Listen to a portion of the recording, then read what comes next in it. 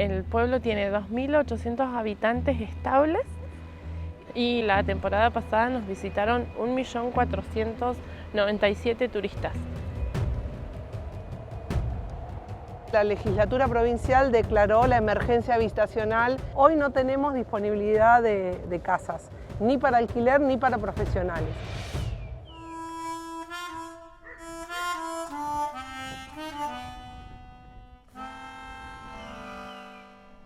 No hay porque se prefiere alquilar por día al turismo.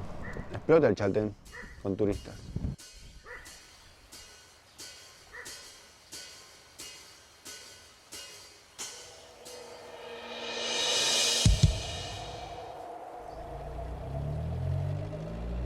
Es invierno y nada en el Chaltén parece lo que es.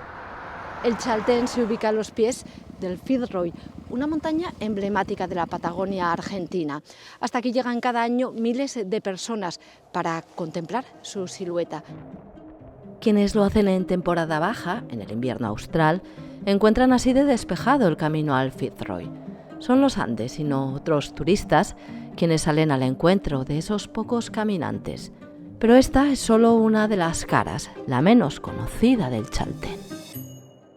La realidad es que el Chaltén tuvo una explosión turística a raíz del pavimento de la ruta, porque antes era de ripio, que nos conecta a Calafate y el aeropuerto en Calafate. Y se volvió un destino turístico muy requerido porque está en contacto con la naturaleza. Uno llega a Chaltén y no paga nada, solo tiene que dormir, comer y el resto es caminar.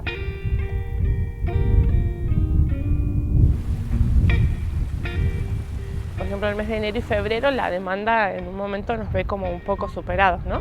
En verano hay muchísima gente, la ocupación hotelera está al 100, los restaurantes están al 100, los senderos también están al 100, hay muchísima gente. Entonces, bueno, esa demanda que ha sido muy rápida y de mucha cantidad junta ha hecho que por ahí los servicios han quedado chicos.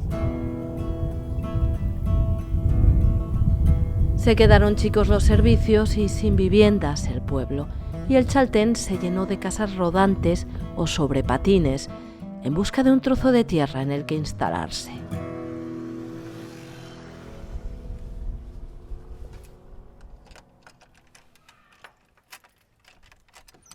Se le decimos casa patín, pero bueno, es una casa sobre trineos.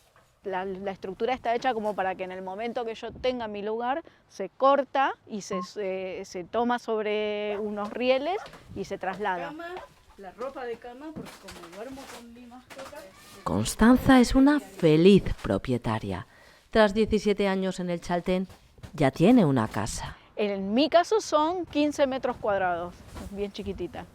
Lo que no posee es un terreno propio donde instalarla. Es de 2009 que tengo ya la espera del terreno. Como es lo que menos me gusta hacer, es lo primero que hago. Hubo un tiempo en el que vivía en una casa de 2 habitaciones, una casa con cimientos.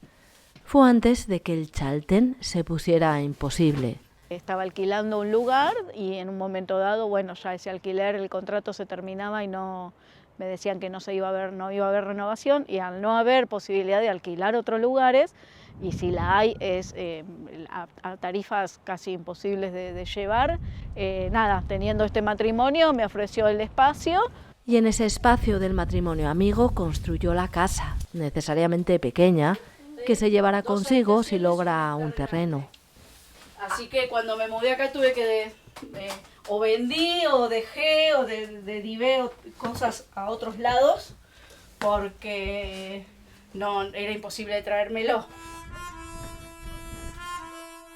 Como la suya, decenas de casas patín y viviendas rodantes de todo tipo ocupan jardines y patios traseros, espacios por los que también se paga y no precisamente poco. Yo soy Bruno Sosa. Mi nombre es Victoria Segovia. Yo vivo en el pueblo ya hace 8 años. Me compré el tercer año de acá que vivo la casilla y desde ese momento estoy viviendo acá. Me dedico a la gastronomía. Acá se le da mucho espacio a lugares para turistas, entonces a los trabajadores no le quedan muchas opciones. Viven todos hacinados o apretados en una habitación, duermen 4 o 5 personas. las viviendas turísticas son el 85%. El problema ya viene arraigado desde la fundación del pueblo, donde se crea para establecer soberanía por el río limítrofe con Chile. No hubo una planificación adecuada del pueblo en cuanto a la entrega de tierras desde el inicio. El pueblo es de 1985, es un pueblo muy joven y son solo 135 hectáreas que fueron donadas por parques nacionales para la creación del ejido urbano. En estos 40 años el turismo ha crecido tanto que el Chaltén necesita duplicar su extensión para albergar a sus vecinos y a quienes vienen en temporada a atender a los visitantes. Supone urbanizar otras 130 hectáreas en pleno parque nacional. Una solución por la que esperan desde hace tanto tiempo que algunos desesperaron. Que ya cansado de esperar y las necesidades de darle una casa a los hijos, a los críos que uno tiene. Tomamos este predio que era una ex cancha de fútbol. Somos 10 familias. Cada día se van sumando más. Algunos trajeron casas rodantes, los primeros carpas, haciéndose 4 chapas. Casillas rodantes, sí. Yo con mi camioneta me metí ahí. Y ahora empecé con esto. ¿Qué es esto? Esto es una habitación de 3x7. Por lo menos para meterse ahora, refugiarse y aguantarla.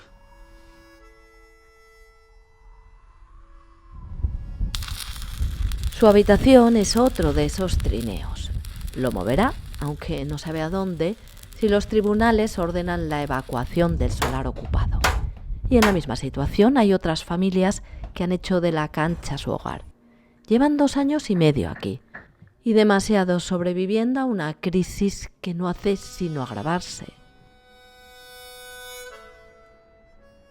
Vivo desde 2007 en el Chaltén, tengo 5 hijos. Antes, por ahí, cuando me vine a vivir, sí alquilabas algo lindo, buenas casas. Ahora ya no tenés posibilidades. Se van alquilando para el turismo y tampoco el acceso a la tierra. No tenés espacios para vivir.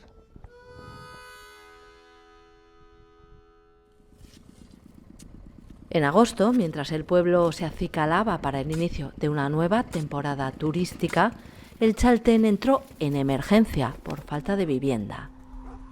Ese es el primer paso para que Parques Nacionales considere esa emergencia habitacional y dé el visto bueno para la urbanización de algunas hectáreas dentro de lo que es la reserva de parques.